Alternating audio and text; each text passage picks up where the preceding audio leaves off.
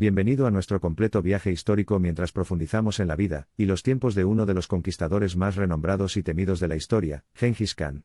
Cada aspecto de su extraordinaria vida será explorado con gran atención al detalle, desde sus humildes comienzos hasta el apogeo de su reinado y su eventual desaparición. Estén atentos mientras nos embarcamos en este cautivador viaje a través del tiempo. Nuestro viaje comienza en los paisajes agrestes e implacables de las estepas mongolas, donde nació Gengis Khan, inicialmente llamado Temujin, que significa de hierro o herrero. Nació, puede que el 16 de abril de 1162. Sus primeros años de vida, envueltos en incertidumbre y dificultades, sentaron las bases de su incomparable resiliencia y ferocidad. El lugar de nacimiento de Gengis Khan está en gran medida rodeado de misterio, con una amplia gama de ubicaciones propuestas, muchas de ellas en las proximidades de la montaña Burhan Khaldun. Uno de estos lugares es Dulumboldak, que se encuentra cerca de los ríos Onon y Kerulen. Temujin nació en un ambiente aristocrático, en una sociedad profundamente feudal. Fue el primer hijo de Oelun, segunda esposa de Yesugei, que era el jefe del clan Borjigin en la confederación nómada mongola Hamag, sobrino de Ambagai y Kutula Khan Komce, y aliado de Togrul de la tribu Keraita. Temujin estaba emparentado por parte de su padre con Kabul Khan, un noble que había hostilizado las fronteras de la China Yurchen, y recibido de ellos el título de Khan, Ambagai y Kutula Khan, que habían encabezado la confederación Kamag mongol y eran descendientes de Bodonchar Munkag, mientras que su madre, Oelun, pertenecía al sublinaje Olkunut de la tribu Jongirad. El origen noble de Temujin le facilitó, más adelante, solicitar ayuda a las demás tribus mongolas y, finalmente, consolidarlas. Temujin creció con 3 hermanos, Kasar, Hachiun y Temuje, una hermana, Temulen, y 2 hermanastros, Bekter y Belgutei. Como era habitual entre los nómadas de Mongolia, los primeros años de Temujin estuvieron marcados por las dificultades. A los 9 años, su padre le arregló un matrimonio, y lo entregó a la familia de su futura esposa Borte, de la tribu Kongrad. Temujin habría de vivir allí al servicio del jefe de familia Dai Setsen hasta la edad núbil de 12 años. Mientras se dirigía a su casa, su padre se topó con los tártaros vecinos, que habían sido enemigos de los mongoles durante mucho tiempo, y le ofrecieron comida bajo el disfraz de hospitalidad, pero en lugar de ello lo envenenaron. Al enterarse de esto, Temujin volvió a casa para reclamar el puesto de jefe de su padre, pero la tribu lo rechazó y abandonó a la familia, dejándola sin protección. A partir de este momento la familia de Temujin, él, su madre y sus 6 hermanos, se vieron abocados a vivir en la indigencia, alimentándose de frutos silvestres y de la recolección agrícola, así como de la pesca, cadáveres de bueyes, marmotas y otras presas menores cazadas por Temujin y sus hermanos. Todo esto se vio agravado por la persecución a la que se vieron sometidos por los clanes rivales, especialmente el de los Taichiut, que aspiraba al posible kanato dejado vacante por la muerte de Yesugei. Durante este tiempo, la madre de Temujin le enseñó sobre la política mongola, incluyendo la falta de unidad entre los diferentes clanes, y la necesidad de los matrimonios concertados para solidificar alianzas temporales y alianzas militares fuertes para asegurar en última instancia la estabilidad de Mongolia. De hecho, más tarde tuvo éxito, en parte, por el papel de su madre como guerrera en la batalla. Con el tiempo, el hermanastro mayor de Temujin, Beter, comenzó a ejercer el poder como el varón mayor de la familia, lo que creó tensiones en la familia que se desbordaron durante una excursión de caza de los hombres de la familia, y que resultó en la muerte de Beter a manos de Temujin y su hermano Kasar. En una incursión alrededor del año 1177, Temujin fue capturado por los antiguos aliados de su padre, los Tayichiud, y fue esclavizado y, según se dice, humillado al ser aprisionado en una kanga, una forma de cepo portátil. Con la ayuda de un guardia misericordioso, escapó por la noche escondiéndose en una grieta del río. La fuga le ganó a Temujin alguna reputación. En este período, mediante la participación en razzias entre otras actividades, comenzó a adquirir fidelidades de otros individuos jóvenes, muchas veces en su misma situación, que se unieron a él. Al final de su adolescencia, Temujin había asegurado su posición como guerrero respetado y comenzó a forjar alianzas, sentando las bases para sus futuras conquistas. Se casó con Borte, una unión que más tarde resultaría influyente en el establecimiento de su legitimidad. Sin embargo, el destino intervino una vez más, y la nueva estabilidad de Temujin se vio interrumpida cuando su esposa fue secuestrada por la tribu Merkit. Esto marcó el comienzo de un periodo tumultuoso para él, pero fue un testimonio de su resiliencia que no solo recuperó a su esposa sino que también utilizó el incidente para fortalecer aún más sus alianzas. Entre las alianzas que formó Temujin fueron prominentes aquellas con sus hermanos de sangre, un vínculo que mantuvo con excepcional reverencia, y que demostró lo más profundo de su comprensión de la lealtad y los valores compartidos. A lo largo de las pruebas y batallas, maniobras políticas y traiciones personales, un principio rector siguió siendo central para la vida y el reinado de Temujin: la meritocracia. Rechazó la estructura jerárquica de las tribus mongolas, y prefirió otorgar rangos basados en las habilidades, lealtad y logros de un individuo. En particular, este enfoque poco convencional apuntaló el gobierno de Gengis Khan una vez que ascendió a la posición de Gran Khan en 1206, lo que marcó el establecimiento del primer estado mongol. A pesar de su vasto imperio, siguió siendo accesible a todos, un líder no solo de nobleza sino de talentosos y devotos. Un visionario, Gengis Khan comenzó a implementar medidas que sentarían las bases para una sociedad mucho más avanzada que la comúnmente asociada con el imperio mongol. Encargó a su general, su hijo Ogedei Khan, la formulación de un nuevo código de leyes, mientras que su hijo, Chagatai Khan, fue puesto a cargo de desarrollar un sofisticado sistema de administración. Gengis Khan promulgó la Yasa, una ley general que regía la vida ciudadana. En ella estableció medidas específicas relacionadas con la situación y los derechos de las mujeres, prohibió el secuestro de las mujeres, ya que era frecuente el secuestro de mujeres en las tribus vecinas para obligarlas a casarse, el adulterio y la venta de mujeres. La ley establecía que todos los hijos de un hombre, con su esposa o su concubina, fueran hombres o mujeres, eran herederos legítimos. Autorizó a las mujeres a acceder al ejército y podían ocupar diversos puestos militares, entre ellos la defensa del campo de batalla. El punto focal de la estrategia militar de Khan fue su utilización única de la guerra psicológica, que utilizó la mística que rodea a su persona, y la reputación del ejército mongol para alentar a las fuerzas enemigas a rendirse antes del comienzo de las batallas. Esto se vio reforzado aún más por su promesa de no arrasar una ciudad que se rendía. El reinado de Gengis Khan estuvo marcado por una inmensa expansión territorial que vio la unificación, y luego expansión del imperio mongol a un tamaño inimaginable para la época.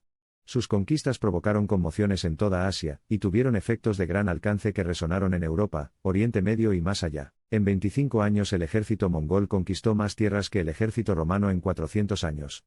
El imperio era del tamaño de África, desde el Océano Pacífico hasta el Mediterráneo. Una gran parte de la población actual del mundo vive en tierras conquistadas por Gengis. La invasión mongola afectó sustancialmente a otras potencias importantes, como China y Persia. Khan superó las dinastías Qin en China, capturando ciudades importantes como Beijing, iniciando así la dinastía Yuan. De manera similar, los mongoles conquistaron Khwarezmia y el imperio Khwarezmid bajo Shah Mohammad II, lo que desencadenó la invasión mongola de Asia Central y Medio Oriente. Su perspicacia política y brillantez militar facilitaron aún más la conquista de Gengis Khan de los actuales Afganistán e Irán.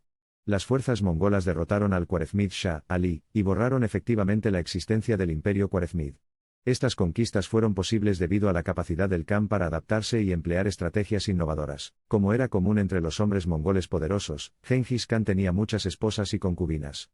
Con frecuencia adquiría esposas y concubinas de imperios y sociedades que había conquistado. Estas mujeres eran a menudo princesas o reinas que fueron tomadas cautivas, o regaladas a él. Gengis Khan le dio a varias de sus esposas de alto estatus sus propios hordos o campamentos para vivir y administrarlos. En cada campamento también vivían otras esposas jóvenes, concubinas e incluso niños. Se dice que tenía 36 esposas. Era el trabajo del Keshig, guardia imperial mongol, proteger las yurtas de las esposas de Gengis Khan. Los guardias debían prestar especial atención a la yurta y al campamento concretos donde dormía Gengis Khan, que podían cambiar cada noche cuando visitaba a diferentes esposas. Cuando Gengis Khan emprendía sus conquistas militares, por lo general se llevaba una esposa con él y dejaba al resto de ellas, y sus concubinas, administrar el imperio en su ausencia. Son muchos los estudios relacionados con la descendencia de Gengis Khan. Una investigación internacional de 2003 aseguró que alrededor del 8% de la población que vive actualmente en parte de lo que fue su imperio comparte el mismo segmento del cromosoma Y. Así se propuso que una posible explicación era que sean descendientes de Gengis Khan en su mayoría, y si no descendientes de sus ancestros, ya que este cromosoma se transmite a todos los varones y siempre se hereda del padre. Sin embargo, un análisis posterior basado en el análisis de ADN de tumbas de mongoles de esa época, cuestionó en parte esta explicación. Esto se puede explicar debido al gran número de concubinas que pudo tener a su servicio como emperador, y a que los territorios que conquistaba se quedaban casi sin una generación entera de jóvenes padres que murieron luchando contra los mongoles, y él y sus familiares que estaban en el ejército pudieron tener mucha descendencia con las mujeres que quedaban. En los años crepusculares de su vida, Gengis Khan persiguió una espiritualidad más profunda, fomentando un entorno que acogió y, en última instancia, aseguró el establecimiento del budismo como una religión importante en el imperio mongol. Su reinado vio el surgimiento de importantes líderes budistas como el noble Fakpa y el polímata Sachen Kungan Yingpo. De manera similar, abrazó la fe musulmana, ofreciendo protección al Islam y promoviendo sus doctrinas. A pesar de los caminos religiosos divergentes, el imperio mongol abrazó la diversidad y se convirtió en un crisol, representando lo que se conocería como unidad dentro de la diversidad. Se aceptaron e incluso se promovieron diferentes religiones y culturas. Los tiempos de paz estuvieron marcados por la prosperidad y la estabilidad. A medida que Gengis Khan envejecía, enfrentó la inevitable amenaza de conflictos internos y la traición de sus propios hijos, una fuente constante de angustia para él. Por mucho que enfatizara la lealtad en sus principios de gobierno, su reinado también se vio empañado por una amarga discordia familiar y conflictos internos. Su final fue tan tumultuoso como su comienzo.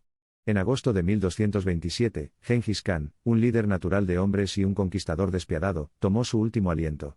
Cuenta la leyenda que fue derribado por una flecha durante una campaña, mientras que relatos históricos particulares sugieren que murió por causas naturales. Según la historia secreta de los mongoles, Gengis Khan se cayó de su caballo mientras cazaba y murió a causa de la herida. La crónica de Galicia y Volinia afirma que fue muerto en batalla contra Sia Occidental, mientras que Marco Polo escribió que murió tras la infección de una herida de flecha que recibió durante su última campaña. Crónicas mongolas posteriores relacionan la muerte de Gengis con una princesa de Sia Occidental tomada como botín de guerra. Una crónica de principios del siglo XVIII relata incluso la leyenda de que la princesa escondió una pequeña daga y lo apuñaló o castró. Sin embargo, todas estas leyendas se inventaron mucho después de la muerte de Gengis Khan. Por el contrario, un estudio de 2021 concluyó que probablemente murió de peste bubónica, tras investigar reportes de los signos clínicos que presentaron tanto el Khan como su ejército, que a su vez coincidían con los síntomas asociados a la cepa de peste presente en Sia Occidental en aquella época. El legado de Gengis Khan es profundo, no solo por el imperio expansivo que construyó o el miedo que evocaba su nombre, sino por los profundos cambios que instigó dentro de las sociedades que conquistó, y la influencia que dejó en siglos posteriores. Fue un líder visionario, un estratega innovador y un hombre de sorprendente complejidad. Después de su muerte, el imperio que fundó perduró durante muchas generaciones, expandiéndose y evolucionando aún más bajo el reinado de sus sucesores, y continuando ejerciendo su influencia sobre vastas extensiones de Eurasia hasta su declive gradual y eventual disolución. El profundo impacto del imperio de Gengis Khan se sintió durante siglos después de su muerte. Hasta el día de hoy, se le considera una de las figuras más influyentes y poderosas de la historia del mundo. Su controvertido legado, caracterizado por una conquista brutal y una influencia de gran alcance, sigue provocando debate e intriga. La historia de Gengis Khan, desde sus humildes comienzos hasta su formidable reinado, es una narrativa de perseverancia inquebrantable, maniobras políticas astutas y destreza militar. Su perdurable legado como fundador de uno de los imperios más grandes de la historia, y la influencia perdurable de su reinado le sirven para inmortalizarlo como una figura verdaderamente adelantada a su tiempo. Entonces, al cerrar este viaje por los anales de la historia, recordemos a Gengis Khan, un líder visionario que se atrevió a soñar en grande, un guerrero implacable que enfrentó todas las dificultades de frente, y una leyenda inmortal que continúa inspirando e intriga, siglos después de su fallecimiento. Su historia es un testimonio de las capacidades ilimitadas del esfuerzo humano, una encarnación de la audacia de aspirar y la resiliencia de superar, de mejorarse, de superar las circunstancias, por terribles que sean, de elaborar el destino y reclamar el mundo contra todo pronóstico. Y en esta implacable persecución, Gengis Khan encontró su inmortalidad, como constructor de imperios, como conquistador, como guerrero, pero sobre todo como el espíritu indomable de Temujin. Puede que nuestro viaje haya terminado, pero el legado de Gengis Khan continúa viviendo, encapsulando las ambiciones, la crueldad y la audacia de este eterno espíritu nómada, perpetuándose a lo largo de los siglos, y su eco solo se vuelve cada vez más fuerte, en el inquebrantable vastedad de la ilimitada estepa mongola. Si te ha gustado nuestro vídeo, suscríbete a nuestro canal. Muchas gracias.